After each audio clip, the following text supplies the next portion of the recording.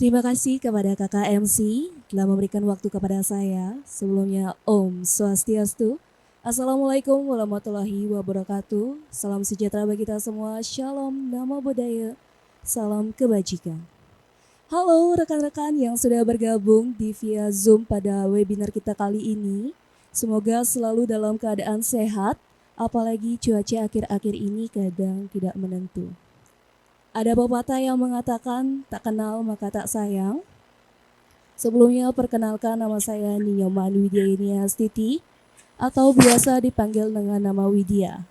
Saya merupakan mahasiswa program studi Ilmu Komunikasi semester 4 yang akan menjadi moderator yang akan memoderasi acara webinar kita pada kali ini. Webinar kali ini mengambil tema yang cukup romantis nih rekan-rekan. Bagi kalian juga yang baru menginjak masa remaja, penuh cinta, atau mungkin yang sudah dewasa, baru nih menentukan untuk mencari pasangan. Apalagi kita baru saja melewati hari kasih sayang sedunia. Webinar kita kali ini mengambil tema yaitu pacaran sehat saat remaja. Wow, sangat menarik sekali ya. Bagaimana sih definisi pacaran sehat? Yang sesungguhnya, oleh karena itu materi kali ini akan disampaikan langsung oleh Bapak Imadewi Bawo SH. Beliau merupakan koordinator program penanggulangan HIV/AIDS dan IMS atau infeksi menular seksual di Kabupaten Buleleng. Oke, tanpa berlama-lama lagi kita sapa terlebih dahulu Bapak Imadewi Bawo. Halo Bapak, selamat pagi. Bagaimana kabarnya Bapak? Iya, halo, selamat pagi, Om Swastiastu. Terima kasih moderator, terima kasih rekan-rekan yang mahasiswa sang kebutuhan ya, yang sudah dari tadi standby untuk bisa berbagi. Selamat pagi, salam sehat buat semuanya. Baik, namun sebelum itu izinkan saya memperkenalkan Bapak Imadewi Wibawa kepada rekan-rekan yang sudah bergabung via Zoom agar lebih dekat nih dan lebih mengenal siapa sih sosok Bapak Imadewi Wibawa. Nama lengkap beliau adalah Imadewi Wibawa SH. Beliau kelahiran 9 Oktober tahun 1974 di Singaraja. Alamat lengkap beliau di Jalan Ki Barak Panji Sakti Gang Jepun, Bali, Banjar Dinas Babakan, Desa Panji, Kecamatan Sukasade, Kabupaten Buleleng. Beliau merupakan lulusan S1 Sarjana Hukum di Universitas Singaraja tahun 2004 sampai dengan 2008. Adapun pelatihan yang pernah beliau ikuti yaitu yang pertama tanggal 23 sampai 26 September 2022 pelatihan PLPSP Region ketiga di Discovery Kartika Plaza Hotel Kuta Badung pelaksanaan IAC.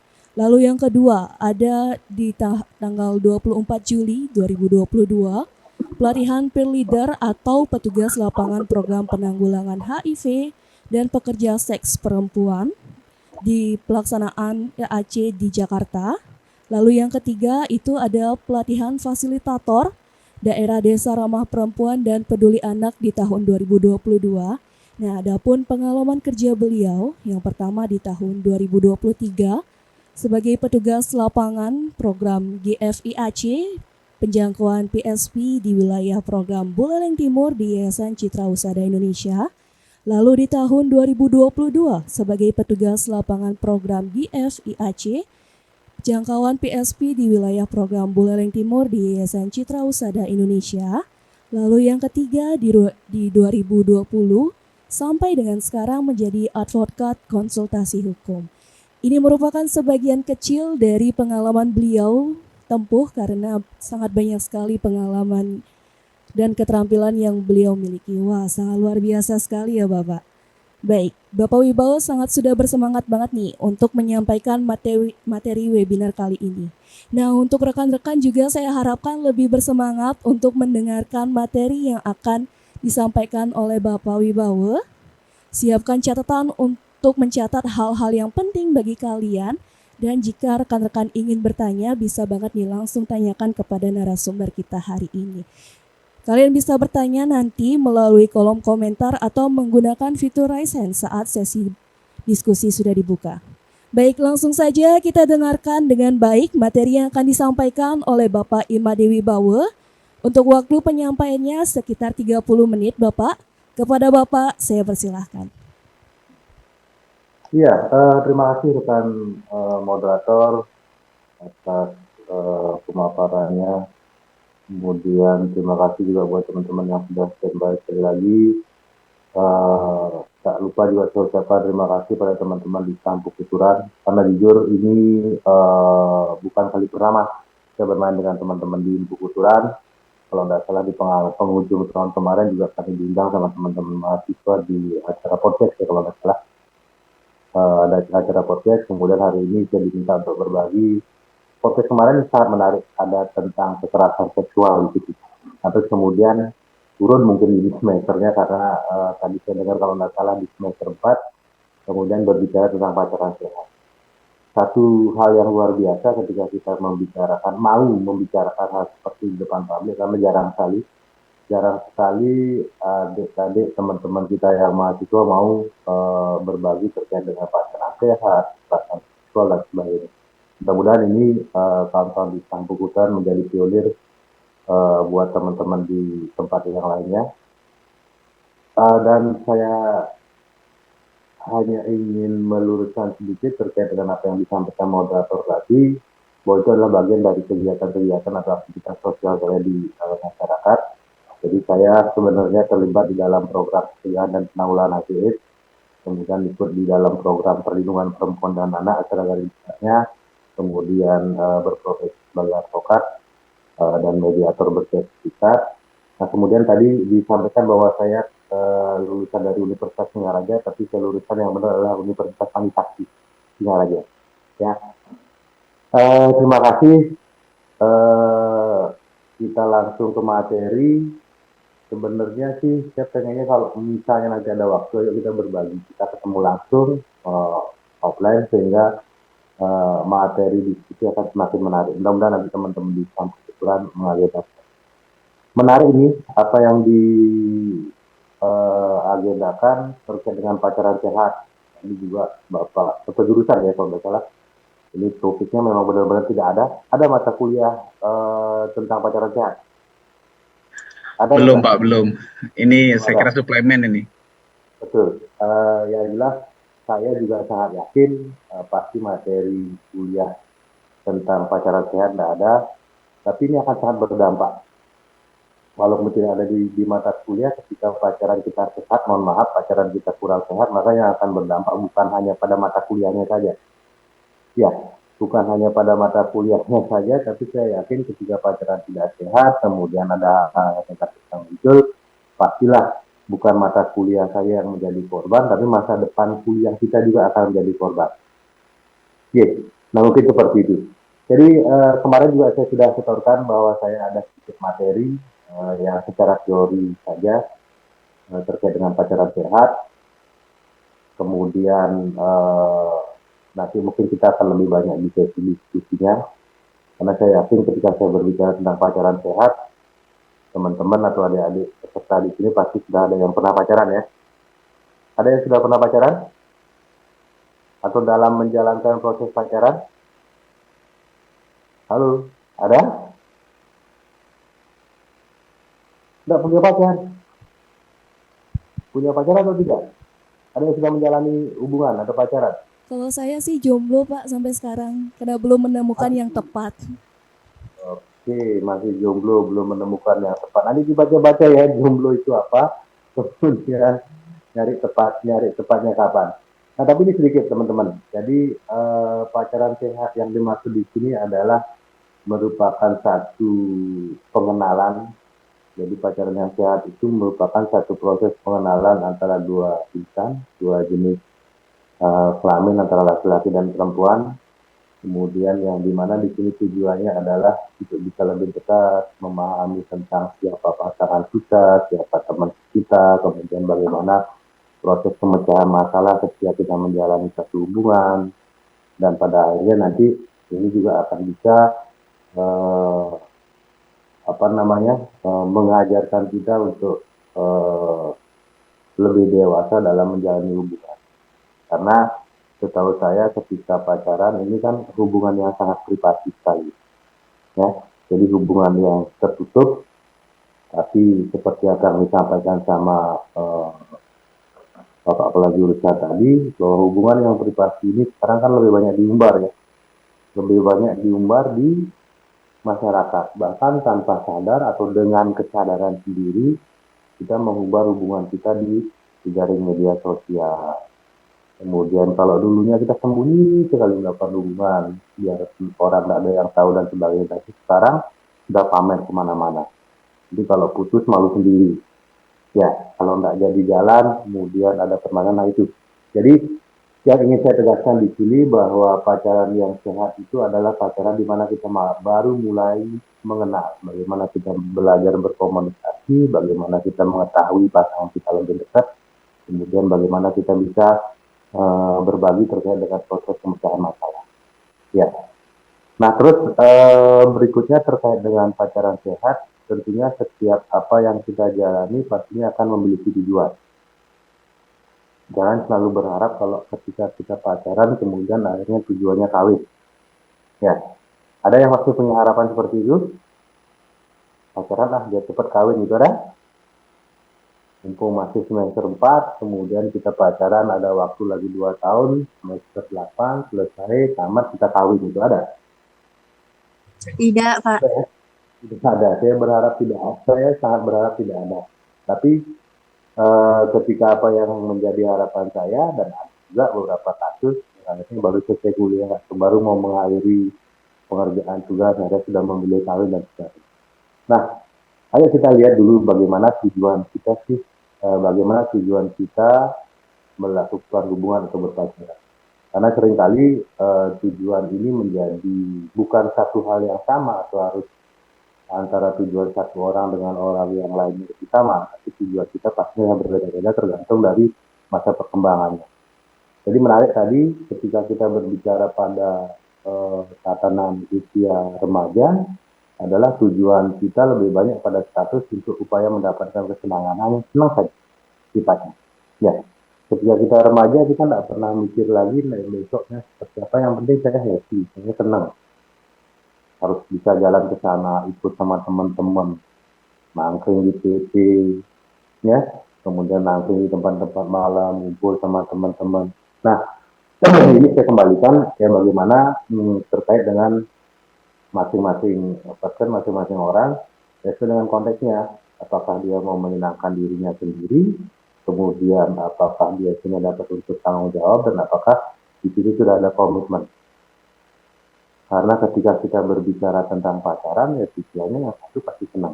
Ada yang pacaran tidak membuat senang. Sorry, saya mau pacaran biar dipukulin sama pacar saya. Itu ada? Nggak ada ya? Saya mau pacaran biar saya disuruh nyaku, ngepel, beresin kos-kosan pacar saya, ada?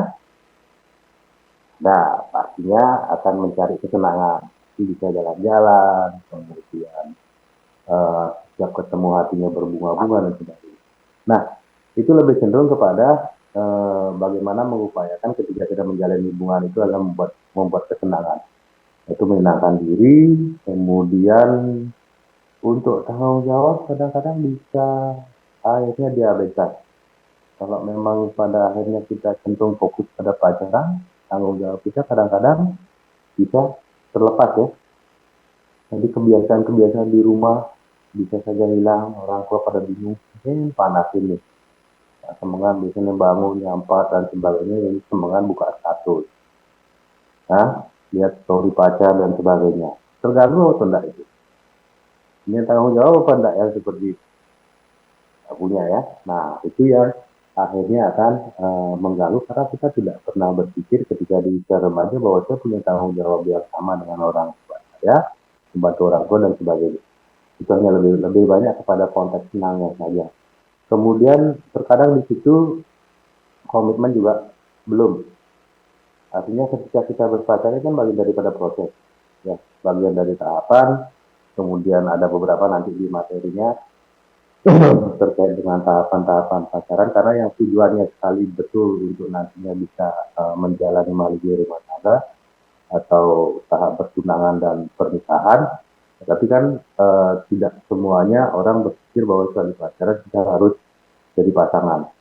Di intinya sekali ada beberapa tahapan nanti yang harus kita lewati dalam proses pacaran ini yang umum ya, yang umum bukan yang akhirnya pacaran dipaksakan, kemudian dijodoh-jodohkan sama teman kita seperti itu. Jadi yang secara umum ada beberapa tahapannya. Jadi tanggung jawab komitmen kita juga di dalamnya kadang-kadang komitmennya hanya untuk senang-senang aja depannya. Kita mau kemana, yuk kita nyicil sepeda motor ke rumah, tidak ada yang ke situ. Ya, berbicara ke masa depan arahnya tidak ada, lebih banyak berbicara tentang besok kita malam minggu jalan kemana, ya kita menangking di mana dan sebagainya. Nah, kemudian ke berikutnya ada tahapan pacaran ya, di slide-nya juga pasti sudah terbaca semuanya. Yang pertama, kita tidak mungkin menjalani hubungan tanpa ada rasa, ya namanya ketertarikan. Jadi ada yang tertarik dengan pasangan yang hitam, yang jorok, ada? Ada? Yang kotor, yang jorok, yang banyak compang camping ada? Tidak ada. Terus yang misalnya ada yang compang camping, bajunya ada yang jorok, pacaran sama siapa mereka? Tidak ada. Pasti ketertarikannya dari apanya? Biasanya ada yang mau open mic. Ada. Biasanya tertariknya karena apa? Tidak tahu. Sama yang Boleh. Atau boleh saya sebutkan namanya? Made Asti Pertiwi. Tertariknya karena apa, deh? izin Pak, pasti karena untuk ini rapi awalnya, terus tuh tertariklah melihatnya berpakaiannya sopan, terus tuh pasti yang pastinya kita bisa melihat dari sikapnya gitu. Oh gitu. Oke, terima kasih. Ikon 3D Krisnanda siap-siap ya, harus berpakaian rapi, sopan ya.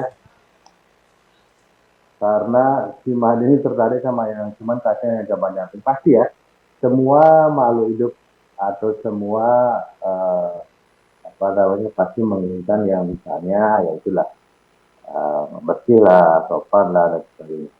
Terus kemudian timbul di situ baru muncul timbul ketertarikan. Nah sebenarnya ketika kita berbicara tentang ketertarikan, ini sudah bagian dari seksual nggak?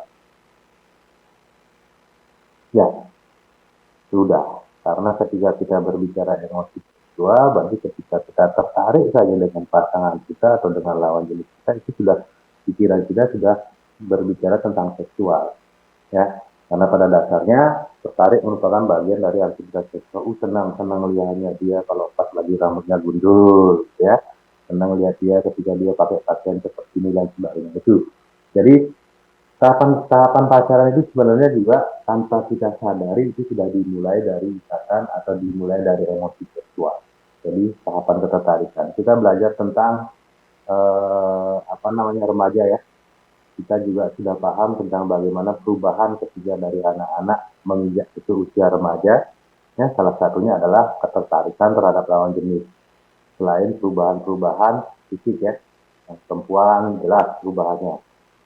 Kemudian ada yang laki-laki jatuhnya sudah suaranya lebih besar. Kemudian kalau yang perempuan diidentikan dengan ketika sudah menstruasi itu berarti sudah menginjak usia remaja. Dan di situ ketika tertarik dengan lawan jenis pun itu bagian dari perubahan dari fase anak-anak ke usia remaja.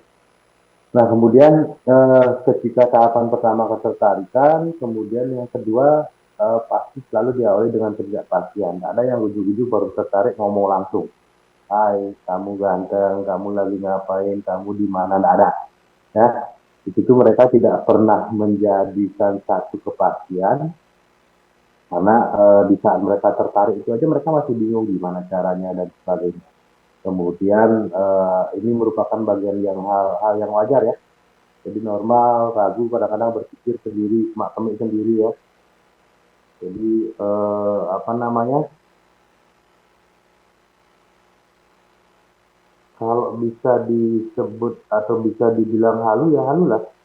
Pikir sendiri, ngayal sendiri, kadang-kadang ya apa namanya? Apa ya yang tidak pernah jelas pokoknya serba tidak pasti, tidak serba tidak pasti. Kemudian ketika ini sudah masuk ke tahapan ini, kita lebih cenderung kepada arah yang kebingungan. Apakah ini pilihan saya? Kemudian apakah dia nanti bisa diajak ngobrol nyaman dan sebagainya. Oke. Nah, itu kemudian itu tahapan yang kedua, biasanya yang secara umum yang bisa dilewati. Kemudian ada tahapan komitmen dan keterikatan. Jadi ketika memang sudah tertarik, kemudian kita sendiri yang mengikatkan diri ya. Kalau ada yang tertarik sama pasangan, sudah PDKT, sudah disampaikan keinginannya, sudah menjalani masa pacaran, kemudian kita merasa terikat atau kita mengikatkan diri, ya.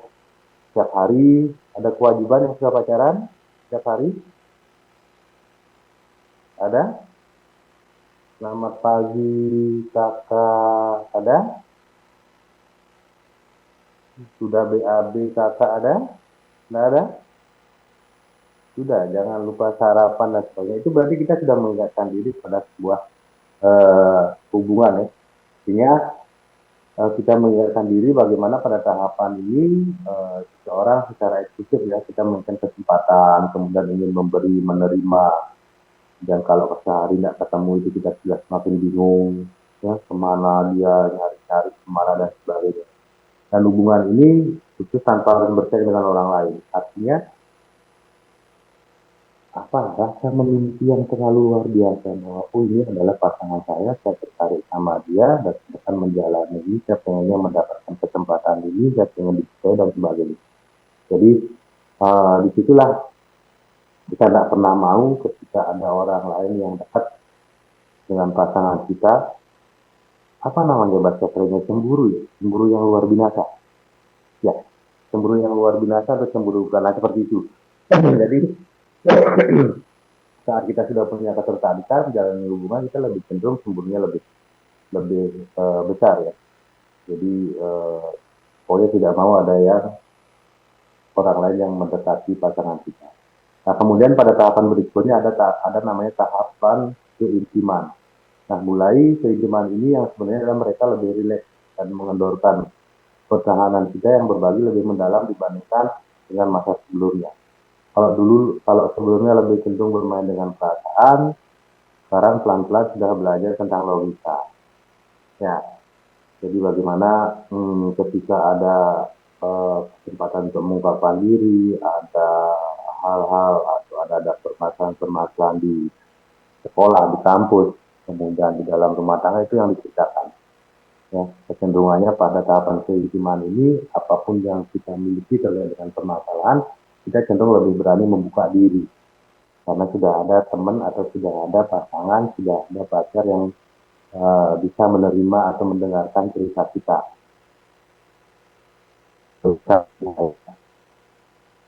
Kemudian ketika ini sudah kemudian komunikasi kita sudah menerima kekurangan dan kelebihan kita, kemudian bisa menjalani. Nah, tahap berikutnya bisa jadi akhirnya jalan ke tahap pertunangan. Ya, yang tunangan nunggu semester 8, kemudian selesai skripsi, kawin, ya. Jadi ya itulah bagian-bagian dari tahapannya. Jadi ketegasan sekali, ada tahapan ketertarikan, kepastian, ada komitmen, kemudian intim itu dalam artian komunikasi yang jelas, bisa melalui proses pemecahan masalah ketika ada permasalahan, dan akhirnya lari ke ke pertunangan, atau pada akhirnya nanti ketika akan menyelesaikan pacaran ini dengan perkawinan, maka terjadilah perkawinan. Nah, kira-kira untuk berikutnya apa yang menjadi dampak pacaran bagi remaja? Kira-kira pernah ada yang punya pengalaman? Mungkin Kakak Dian Sri Lestari pernah punya pengalaman, mungkin ada dampak pacaran bagi remaja? Mohon izin Bapak, mungkin pada saat SMA kan di mana itu merupakan masa-masa remaja. Nah, di sana pacaran itu saya gunakan untuk suatu penyemangat saya belajar di sekolah seperti itu, Pak. Karena kebetulan waktu itu pacar saya itu kan satu sekolah, jadi ketika ada kegiatan atau apapun itu jadi lebih semangat gitu, Pak. Mungkin Iya. Oke, terima kasih Kakak Dian, jadi luar biasa ya, menjalin hubungan dari SMA, kemudian sudah melewati hubungan atau pacaran, tapi apa yang disampaikan sama Kakak Dian tadi, ya itulah yang kita sebut pacaran sehat. Jadi ketika apa yang tadi saya ungkapkan di tahapannya tersebut, ketika kita menjalani hubungan pacaran, bukan hanya untuk menciptakan ketergantungan, tapi ya bagaimana kita memotivasi diri. Ya, memotivasi diri supaya kita lebih semangat bersekolah, mengerjakan tugas, prestasi semakin meningkat, bisa jadi menjadi kompetitor di situ untuk bersaing yang sehat. Kemudian apa namanya, bisa diajak teman curhat, diskusi terkait dengan mata pelajaran, terkait dengan kegiatan-kegiatan sosial misalnya yang dilakukan di sekolah, apalagi pacarannya dengan orang yang satu sekolah ya. Cuman terkadang ketika awal-awal tahapan pacaran pertama bingung juga ya, dia jalan dengan siapa, tengok di kelasnya, itu juga salah satu pacaran yang tidak sehat, karena ini ada bagian tahapannya, jadi kita tidak tegas. Tapi ketika sudah bisa memilih bahwa teman saya atau pacar saya adalah kompetitor saya dalam meningkatkan prestasi, itu yang luar biasa. Jadi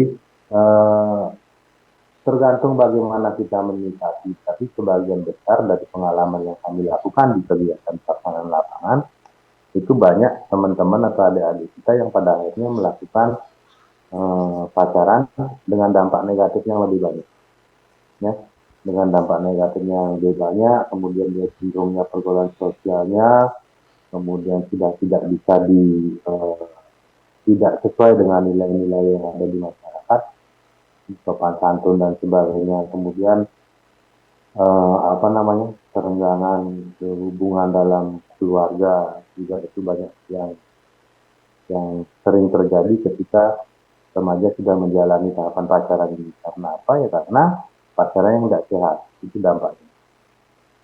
Karena mau nggak mau, yakin nggak yakin, ketika kita menjalani satu hubungan yang namanya pacaran, otak kita fokusnya pada pacar, pasti. Jadi apa-apa pacar dulu, ya. Jadi mau kesini pacar dulu. Kadang-kadang ada acara keluarga, enggak ikut mak, enggak ikut pak, mau jalan sama ini. Itu kadang-kadang akhirnya membuat orang tua kita menjadi uring-uringan juga, ini berubah dan sebagainya. Jadi yang tetap kita jaga ketika nantinya sudah bisa menjalani pacaran sehat, yang tetap yang menjadi prioritas adalah keluarga, bukan pacar terlebih dahulu ya. Walaupun pacarnya yang lebih perhatian ya, pacar yang lebih perhatian, ingat pacar kita adalah orang yang paling perhatian, mengingatkan, ya, sudah malam deh, jangan lupa minum obat kalau sakit, ya, perhatian. Tapi jangan lupa orang tua kita yang punya ekstra perhatian. Orang tua kita tidak pernah menawarkan sudah makan dek, itu sudah menyediakan. Orang tua kita tidak pernah nanya sudah minum obat, tapi sudah mengajak ke dokter. Ya, kita terjebak ketika ya perhatian, aku diingetin biar minum obat dan sebagainya. Diingetin minum obat saja, kemudian yang bawa ke dokter siapa? Yang ngasih uang untuk ke dokter siapa? Ya, orang tua. Nah, orang tua akhirnya diabaikan. Itu nanti silakan teman-teman baca di dampak-dampak pacaran bagi remaja. Terus kemudian berikutnya pacaran yang sehat yang bertanggung jawab juga itu ada di slide saya.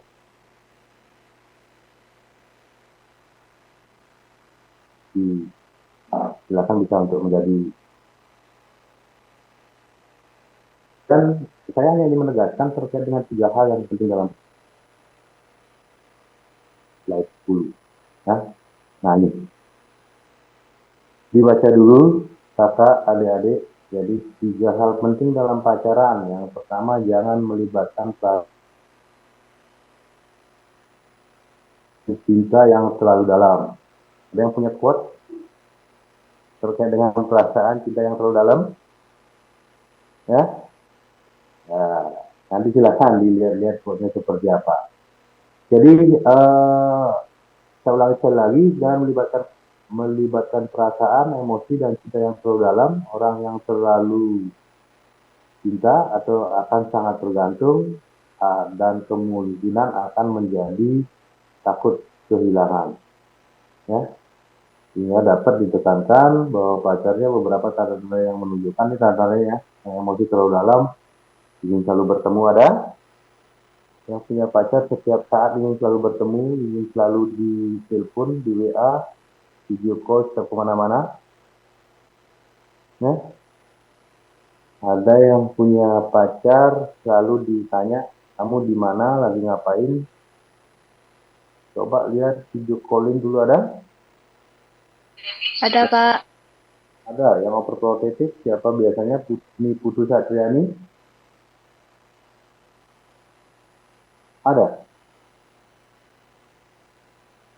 Diawasi terus. Oke, Pak. Siapa nih? Diawasi terus? Kamu punya pacar apa kamera CCTV?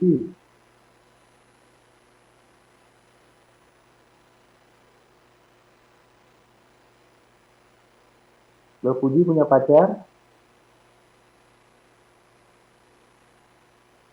Bisa, Pak. Iya, diawasi terus sama pacarnya.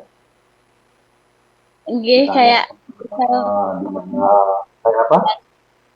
menanyakan kabar lagi di mana gitu, Pak. Nah, kemudian ngapain ke sana? Ditanya?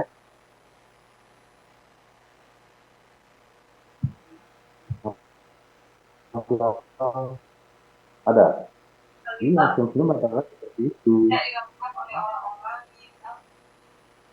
Ya, kemudian dari awal pacar sudah diatur, nggak boleh ke sini, nggak boleh ke sana, jangan bergaul sama ini. Ya, senang seperti itu? Tentunya Tidak, Pak. tidak. Nah itu bagian dari contoh teman-teman. Saya tidak menyatakan itu bagian yang tidak baik. Tapi kalau berbicara tentang pacaran, ya tentunya berbicara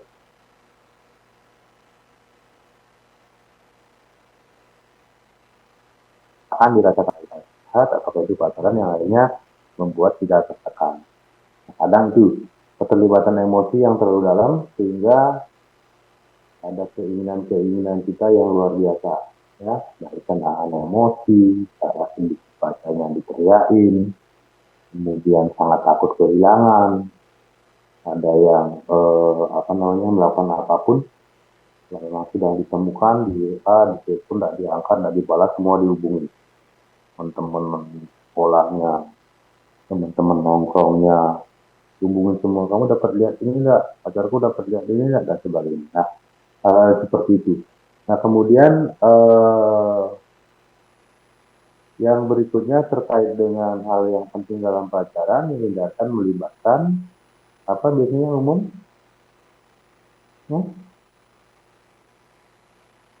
Hindarkan melibatkan seksual dalam hubungan pacaran. Ya, tadi disampaikan sama Pak jurusannya, tidak keliru. Sekarang pada dasarnya pacaran ini secara sehat seperti apa yang saya paparkan, tapi nyatanya sekarang pacaran kan seksual. Nah, ini yang sangat umum terjadi. Teman-teman, saya seperti apa yang saya sampaikan tadi, saya terlibat di dalam program pencegahan dan penanggulangan AIDS, kemudian saya terlibat di perlindungan perempuan dan anak. Kita bisa lihat kasus HIV yang luar biasa peningkatannya. Kemudian ada usia-usia temuan kasusnya juga kita melihat bahwa di usia yang sangat produktif. Jadi ketika dia berusia 18-19 tahun dia terinfeksi HIV positif, maka kalau bisa kita tarik 5 tahun atau 3 tahun sebelumnya mereka sudah terbiasa melakukan hubungan seksual, padahal mereka tidak memiliki ikatan suami istri. Artinya mereka sudah memiliki perilaku-perilaku yang beresiko yang terkait dengan pacaran, yang tidak sehat dan sebagainya. Kemudian tadi juga saya sempat sampaikan bahwa saya juga terlibat di perlindungan perempuan dan anak. Kita tidak menutup mata. Saya yakin teman-teman di yang hadir pada saat ini melek sekali dengan media, kemudian paham sekali dengan pemberitaan-pemberitaan yang muncul di Singaraja. Jadi banyak kasus-kasus yang kita temukan di bulan Februari 2024 saja ada 3 kasus percobaan anak. Jadi awal-awalnya kita tidak pernah mengatakan bahwa mereka melakukan hubungan seksual dengan pemaksaan, tapi dasarnya mereka punya hubungan pacaran dulu atau pertemanan dulu lah, ya. Tidak terjadi telur yang murni, memang benar-benar terjadi pemerkosaan. Tapi yang lebih umum terjadi adalah mereka pacaran dulu, kemudian sudah terbiasa melakukan hubungan seksual. Ini anak-anak SMP, ya, di usia SMP kelas 2, kelas 3, bahkan SMA sudah mulai, ya. Mohon maaf, dari SMP mereka sudah mulai melakukan hubungan-hubungan seksual. Ya, awalnya gitu, mereka mengisahkan diri pacaran, kemudian orientasi mereka pacaran adalah seksual, ya terjadi. Dan saya yakin teman-teman yang ikut dalam kegiatan ini, saya sangat yakin bahwa kita sama-sama memiliki pengalaman atau cerita bahwa ada salah satu teman sekolah kita, kakak kelas kita, di kelas kita, di lingkungan kita, ketika berusia atau ketika menginjak akan melakukan ujian kelas 3 SMP maupun di SMA, akhirnya harus berhenti sekolah karena hamil dan harus melanjutkan perkawinan tanpa bisa melanjutkan pendidikannya. Hal-hal seperti itu kan tidak bisa kita pungkiri, itu sudah terjadi di masyarakat. Jadi saya sangat berharap ketika apa yang materi secara umum ini saya sampaikan, teman-teman atau adik-adik kita di sini yang mendengarkan atau yang ikut berbagi di sini paham terkait dengan pacaran sehat dan bisa menjaga dirinya. Karena apa? Ya, karena ini bagian dari tanggung jawab kita. Saya membuka bahwa di Buleleng kasus HIV tinggi, kekerasan seksual tinggi, kemudian tingkat pemahaman kita terhadap seksual juga masih banyak teman-teman atau orang tua kita menganggap bahwa seksual itulah hal yang tabu, ya. Kemudian masih banyak tanggung jawab seksual, tanggung jawab pribadi dilimpahkan pada orang lain. Nah, karena kalau saya misalnya ke SD, ke SMP berbagi terkait dengan materi ini, saya selalu tegaskan dan saya yakin teman-teman yang ada di sini pasti tahu. Ada beberapa organ tubuh yang tidak boleh disentuh. Tahu ya? Tahu ya? Nah, itu jadikan bagian dari tanggung jawab kita. Karena ketika itu bisa kita pertahankan, saya yakin hubungan terlarang atau hubungan seksual dalam fase pacaran juga akan terjadi. Ya, karena kita umum tidak apa-apa dipegang dan sebagainya, jangan. Itu bagian dari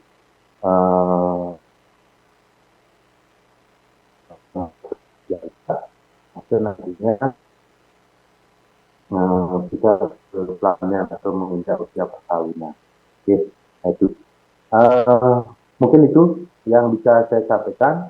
Teman-teman silakan, tadi sesuai dengan apa yang disampaikan oleh moderator, kembalikan ke moderator untuk berdiskusi. Saya juga sangat mengharapkan masukan ya, kira-kira apa yang mau kita buat bersama. Mudah-mudahan nantinya teman-teman di Empu Kulturan, khususnya di ilmu komunikasi, juga nanti bisa menjadi bagian dari kawan-kawan yang bisa melakukan upaya-upaya pencegahan terhadap kekerasan seksual, HIV/AIDS, maupun bisa menginformasikan terkait dengan pacaran sehat ini. Ya, jadi itu yang bisa saya sampaikan. Mohon maaf kurang lebihnya. Kalau ada yang kurang berkenan, bantu maafkan saya. Semoga nanti kita bisa bertemu dalam acara offline. Pasti akan sangat menarik. Oke, saya kembalikan kepada moderator. Terima kasih. Silakan.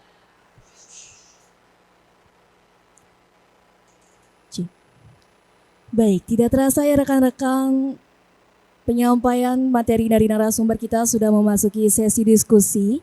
Nah, bagi rekan-rekan yang sudah memiliki pertanyaan ataupun ada nih yang mengganjal di hatinya, bisa langsung ke kolom komentar ataupun bisa menggunakan fitur raise hand. Silahkan sebutkan nama dan juga instansi ataupun prodi dari rekan-rekan. Dan jangan lupa juga pertanyaannya. Baik, saya persilakan waktu kepada rekan-rekan.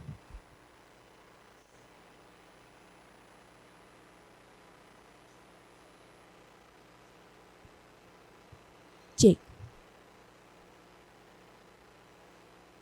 Oke, kepada Kak Dian Lestari, Kak Sri Dian Lestari, untuk waktunya saya persilakan Kak.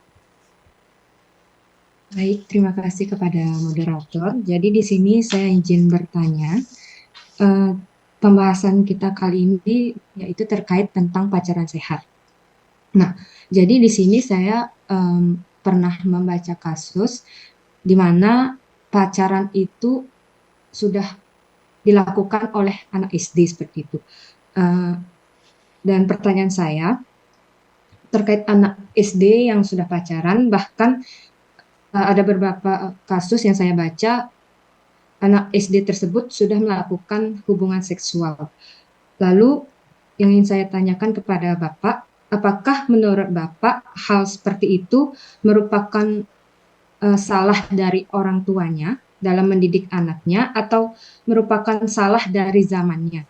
Lalu bagaimana cara kita untuk menanggulangi hal seperti itu, Pak? Mungkin itu saja. Terima kasih. C. Baik, terima kasih kepada Kak Dian Lestari. Untuk Bapak, apakah mau langsung dijawab nih atau mungkin kita bacakan pertanyaan lainnya? Enggak, Mohon Bapak. perubahan kita coba aja ya. Oke, silakan Bapak. Boleh, ya, saya langsung ya. Oke, terima kasih di kakak Dian ya. Kemudian saya yakin dengan apa yang disampaikan bahwa ada istri sudah pacaran, kemudian istri sudah sampai berhubungan seks ya. Mau nggak mau, ya nggak iya ya memang itu situasi yang terjadi. Nggak usah berbicara di lain wilayah, di budaya lain pun hal yang seperti ini sudah pernah terjadi. Nah, terus kemudian tadi yang menarik, siapa yang salah? Kira-kira siapa yang mau kita salahkan? Siapa? Ya. Nah, yang jelas ketika kita berbicara tentang anak, konteksnya anak adalah mereka yang adalah orang yang belum berusia 18 tahun ataupun masih berada dalam kandungan. Itu konteksnya anak dalam Undang-Undang Perlindungan Anak. Kemudian ketika siapa yang salah, ya tentunya saya berani pastikan di sini orang tuanya. Ya. Karena orang tua yang abai terhadap upaya-upaya memberikan perlindungan pada anak. Akhirnya anak tersebut diberikan kebebasan, pola asuhnya yang kurang bagus. Nah, jadi saya tekankan di sini selain mata kuliah sehat pacaran tidak ada, mata kuliah pola asuh juga tidak ada. Ya, mata kuliah pola asuh tidak ada. Nanti mungkin dipersiapkan buat teman-teman laki-laki maupun perempuan untuk bisa belajar tentang parenting. Jadi itu yang terpenting karena ketika pertanyaannya siapa yang salah, saya tegaskan lagi yang salah adalah orang tuanya. Kemudian apakah zamannya kita mau persalahkan juga? Ya zaman kan menyesuaikan. Ketika kalau sekarang misalnya zamannya digitalisasi, kita harus siap dulu. Kalau sekarang kita mengkhawatirkan zamannya karena zamannya salah, sekarang zaman digitalisasi, kemudian anak kita tidak perbolehkan main internet, padahal itu menjadi bagian dari kewajiban, anak kita nantinya akan menjadi super, anak kita nantinya akan menjadi anak-anak yang memang memiliki keterbelakangan terkait dengan terkait dengan digital. Nah, apa yang kita lakukan di sini biar tidak saling menyalahkan, ayo kita selamatkan diri kita dulu. Kalau berbicara tentang siapa yang salah, kita semua, ya, kita semua.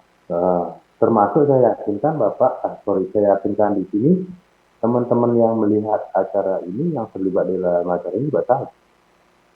Ya, pernah nggak kalian melihat ada anak-anak yang kajian anak kita pacaran? Adik kita yang SD, adik kita yang melakukan hubungan seksual. Kalau kita pernah di jalan dimanapun, apa yang kita lakukan? Pembiaran, kita tonton dia, atau kadang-kadang yang bisa kita videokan dia. Nah, itu kan bagian dari kesalahan kita juga, melakukan pembiaran sehingga anak-anak kita terbebas melakukan hal seperti itu. Ya, itu kalau kita mau main salah-salah. Tapi kalau kita berbicara tentang apa yang harus kita lakukan, yang pertama, jika ini memang menjadi bagian dari tanggung jawab orang tua yang mengambil peran. Ketika kita berbicara tentang zaman, sekarang digitalisasi, kita yang harus siap. Anak-anak kita banyak mendapatkan pelajaran dari media sosial. Ya, kadang kita pun ketika membuka sesuatu ada tumpangan-tumpangan iklan ataupun apapun itu yang berbau-bau seksual. Mereka belajarnya dari situ, tahunya dari situ. Ya, apakah itu salah? Benar salah. Tapi siapa yang lebih salah? Yang memberikan gadget, Yang memberikan gadget siapa? Orang tuanya. Nah, untuk hal yang seperti itu, biar kita tidak saling menyalahkan, ayo kita mengupayakan bagaimana cara pencegahannya yang mulai dari diri kita sendiri dulu. Ya, mengingatkan dari kita, kemudian mengingatkan saudara kita, mengingatkan lingkungan kita, kemudian bagaimana kita memberikan atau melakukan sosialisasi terhadap apa yang saya sampaikan tadi, ada organ-organ tubuh yang tidak boleh disentuh dan sebagainya, kemudian bagaimana menyosialisasikan terkait dengan pacaran sehat dan sebagainya, itu menjadi bagian dari upaya untuk bisa melakukan pencegahan hal-hal yang dia sampaikan tadi, ya, dan tidak bisa kita lakukan sendiri dan sekali, ya. Saya 98 sudah bergabung di HIT, kurang lebih 20 sekian tahun, sampai sekarang HIT masih ada, ya. Karena kalau kita bergerak sendiri, kita hanya bisa meminimalkan. Kalau kita bergerak sendiri, ya tentunya harus ada regulasi yang jelas, keterlibatan semua masyarakat. Ya, jadi terima kasih Dian. Jadi memang itulah adanya. Kemudian kalau penanggulangannya atau pencegahannya kita sama-sama berperan.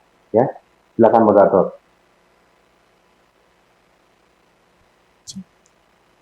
Baik, izin untuk membacakan pertanyaan dari Gede Saniarse. Om Swastiastu, selamat pagi semuanya. Perkenalkan saya Gede Saniarse dari Program Studi Pariwisata Budaya dan Keagamaan. Di sini saya ingin bertanya bagaimana kita menjalin hubungan sehat tanpa overprotective. Karena di sini juga kita kan ingin merasakan hubungan yang bebas tanpa harus dikekang dengan tekanan rules dari salah satu pasangan yang membuat kita kurang enjoy saat pacaran. Di satu sisi kita juga terlanjur sayang sehingga kita hanya bisa nurut dengan itu. Bagaimana kita bisa keluar dari zona nyaman tersebut? Baik Bapak, silakan dijawab. Iya, terima kasih Kakak Gede. Jadi seperti apa yang saya sampaikan tadi, ternyata tema kita hari ini adalah pacaran sehat, tapi kita lebih banyak berbicara tentang yang sakit-sakit, ya. Kalau pacaran seperti apa yang diceritakan atau apa yang ditanyakan oleh kawan kita, jadi tadi pacaran sehat atau tidak? Jelas pastinya tidak, ya, karena kita di bawah tekanan, kita diatur suruh ke sini, suruh ke sana, tidak boleh ke sana, tidak boleh kemari, ya.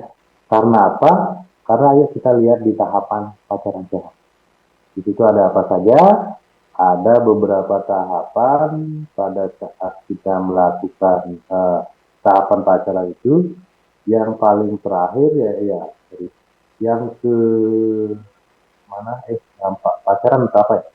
Jadi di tahapan pacaran itu biasanya di tahap ketertarikan dan tahap ketidakpastian. Nah, ini yang membuat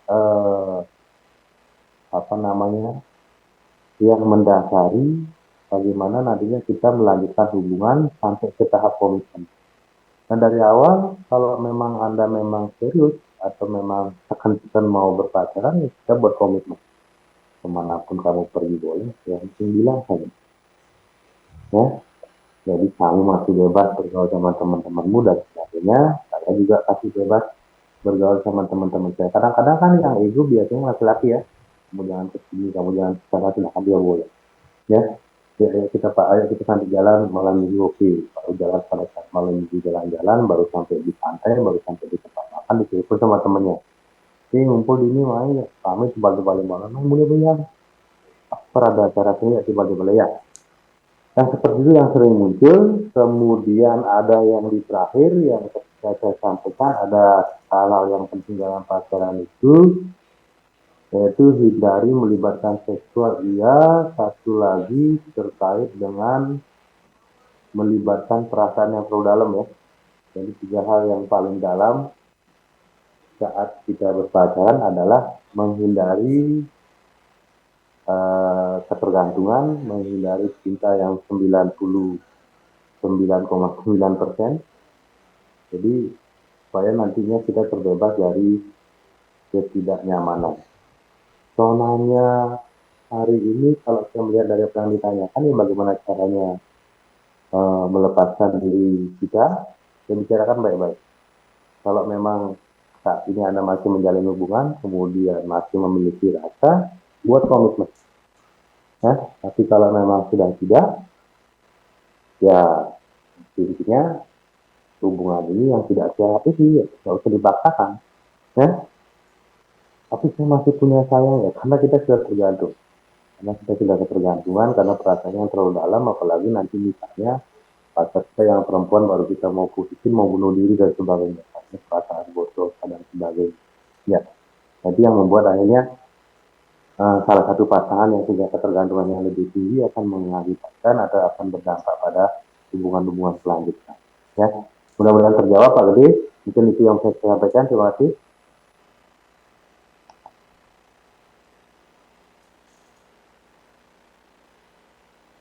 Dilanjut moderator, kalau masih ada. Cik. Oh, baik. Karena 2 pertanyaan sudah kita lewati, apakah dari rekan-rekan sekalian ada yang ingin bertanya kembali kepada Bapaknya? Karena ini merupakan kesempatan yang bagus banget nih buat kalian bertanya tentang bagaimana sih cara menjalin hubungan yang baik. Karena kan untuk pacaran itu tidak mudah ya. Baik, sebelumnya izin mengingatkan kepada rekan-rekan peserta, di kolom komentar sudah ada link absen dari Komunikator Space, bisa diisi terlebih dahulu.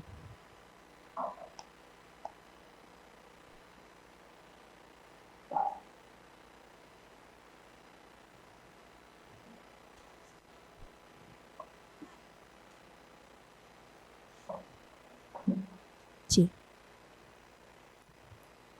Ya, silakan. Baik, silakan Teman-teman. untuk Kak Krisnanda pertanyaannya.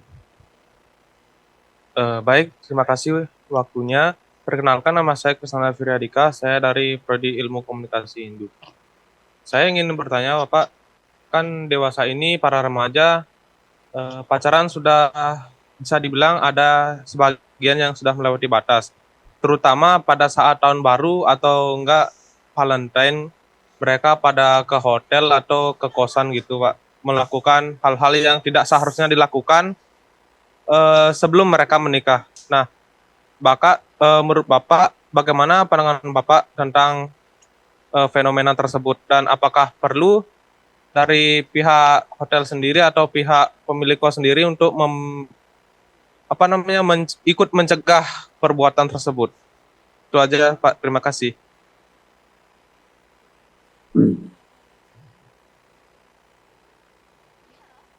Ya, saya langsung jawab ya rekan moderator.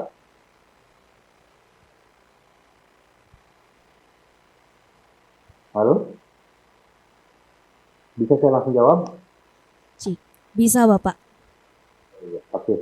Terima kasih kawan Krisnanda tadi ya. Potretnya sama. Ketika kita berbicara remaja tadi lebih cenderung kepada SD, kemudian sekarang remaja melewati batas ya. Jadi bukan melewati batas lagi, sudah keluar dari jalur, keluar dari nilai-nilai, kemudian sampai akhirnya pembuktian cinta itu biasanya dilakukan di tahun baru dan Valentine.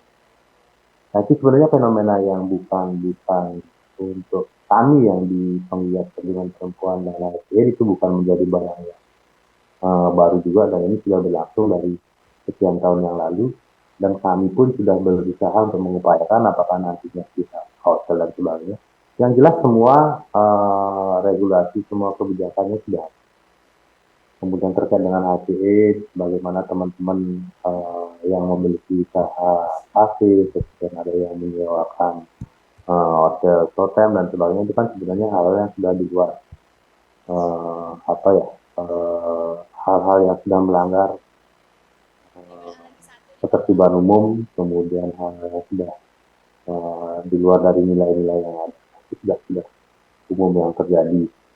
Kemudian di kos-kosan pun sama, karena kos-kosan bukan saja dipakai untuk ngekos, untuk tinggal sementara karena pendidikan atau karena berdomisili jauh dari tempat bekerja dan sebagainya. Bahkan sekarang praktek-praktek prostitusi pun terjadi di kos-kosan. Ya, jadi bukan hanya tempat pacaran, karena jujur selama ini kami juga cukup prihatin terkait dengan kos-kosan, karena ada satu atau beberapa tempat kos yang menyewakan kamar kosnya pada orang yang tidak jelas. Artinya begini, tidak masuk di dalam logika kami ketika ada salah satu pelajar baik SMP maupun SMA kemudian dari kota, sekolah di kota, tinggal di kota, kemudian mereka memilih ngekos di kota juga, ya. Jadi di situ mereka ngekos urunan, patungan, bertiga, berlima, dan bertujuh. Dan tempat kos itu bukan dipergunakan untuk istirahat, tapi selain dipergunakan untuk istirahat, tempat kos itu juga dipergunakan untuk berkumpul, minum, kemudian ngajak cewek begitu, ya. Nah itu hal seperti itu apa yang mau kita upayakan? Kami sudah melakukan upaya bekerja sama dengan pihak desa di mana lokasi tersebut ada untuk melakukan penertiban sudah kita upayakan. Mungkin kurang maksimal atau keterbatasan dari kami sendiri, kami sangat sadar itu. Kemudian kalau terkait dengan hotel dan sebagainya itu juga kami sudah sempat dulu dengan almarhum dulu yang di PHRI, kita sudah cepat komunikasikan bahwa ini ada praktek-praktek prostitusi atau penyewaan kamar short time dengan nilai sekian ribu, kemudian orang-orang yang masuk itu pastinya mereka orang-orang yang tidak memiliki hubungan atau status perkawinan yang sah. Jadi apa yang kita upayakan kalau kami sudah seperti itu dan kemudian kalau teman-teman mau terlibat dengan memberikan informasi silakan. Ada yang misalnya tinggal di satu kos, ada di lingkungan satu kos, kalau melihat hal seperti itu tidak perlu kita yang bergerak, kita hanya perlu melaporkan pada ketua RT setempat, pada ketua lingkungan setempat, ceritakan bahwa di sini ada kejadian seperti ini, biar nanti dia yang melakukan upaya-upaya penindakannya. Ya, jadi tidak harus terjun secara langsung untuk melakukan pencegahannya. Karena kalau saya sendiri misalnya, mohon maaf, dengan keterbatasan kami kan tidak mungkin harus lari ke satu tempat yang lainnya untuk bisa melakukan upaya itu. Tapi kami tetap berusaha bekerja sama dengan teman-teman di desa. Nah, dan terus sekarang kalau ada lagi teman-teman di Buku Turan ini misalnya di Buku Turan ini memotret mengetahui secara langsung yang kami sampaikan ya bagaimana kita punya rasa empati, punya keprihatinan terhadap kasus yang sama, tidak perlu ikut terlibat secara langsung, tapi hanya menyampaikan foto, kemudian Pak, di yang temukan ada yang seperti ini, anak-anak SMP ngumpul di satu kos-kosan, ada perempuan sambil minum minuman keras, tolong diingatkan. Ya, nah itu mungkin nantinya akan menjadi satu bagian yang luar biasa ketika kita bergerak secara bersama-sama. Oke, itu mungkin rekan Krisna. Terima kasih. Silakan moderator. Cik. Baik, terima kasih atas jawabannya Bapak. Baik, saya ingatkan lagi kepada rekan-rekan untuk link absen dari Komunikator Space sudah ada di kolom komentar, bisa diisi mulai dari sekarang. Baik, untuk rekan-rekan apakah masih ingin bertanya? Baik, sepertinya sudah cukup nih Pak. Rekan-rekan yang berbahagia, kita sudah melewati sesi diskusi, mendengarkan pemaparan dari narasumber. Hari ini kita sudah mengetahui apa itu pacaran sehat, yakni hubungan yang saling menghargai, membangun komunikasi yang jujur dan juga terbuka. Nah, mengapa sih pacaran sehat ini penting? Karena dapat membawa manfaat yang positif bagi kesejahteraan emosional dan kesejahteraan mental, serta membantu membangun hubungan yang lebih harmonis. Lantas bagaimana cara kita agar menjalin hubungan pacaran yang sehat? Tadi juga sudah dijelaskan oleh Bapak Wibawa. Yang pertama itu saling terbuka. Yang kedua menerima pasangan apa adanya. Yang ketiga saling menyesuaikan. Lalu yang keempat sangat penting khususnya bagi kita di era saat ini, yaitu untuk tidak melibatkan aktivitas seksual. Lalu yang kelima ada mutual defensi. Baik, terima kasih saya ucapkan kepada Bapak Made Wibawa atas waktunya dan juga pemaparan materi yang luar biasa yang telah disampaikan kepada kita hari ini. Semoga apa yang di-share oleh Bapak Made Wibawa bisa bermanfaat bagi kita semua, khususnya kita yang baru saja menginjak dewasa, agar lebih teliti untuk mencari pasangan untuk pendamping kita nanti. Tak lupa juga saya ucapkan terima kasih kepada rekan-rekan yang sudah bergabung via Zoom meeting dan mendengarkan penyampaian materi sampai akhir. Namun sebelum saya tutup webinar kita pada hari ini, izinkan saya membacakan pantun nih kepada Bapak narasumber yang sudah bersemangat untuk menyampaikan materinya pada hari ini dan juga rekan-rekan yang sudah bersemangat pula mendengarkan materi hari ini. Jangan lupa bilang cakepnya ya rekan-rekan. Bu Dina membawa bonsai. Cakep. Lalu duduk sambil memakan stroberi. Cakep. Semua telah usai, saatnya Widya pamit undur diri. Saya tutup dengan Parama Santi. Om Santi, Santi, Santi Om. Assalamualaikum warahmatullahi wabarakatuh. Salam sejahtera bagi kita semua. Shalom, namo buddhaya, salam kebajikan. Untuk waktu sepenuhnya saya kembalikan lagi kepada kakak MC.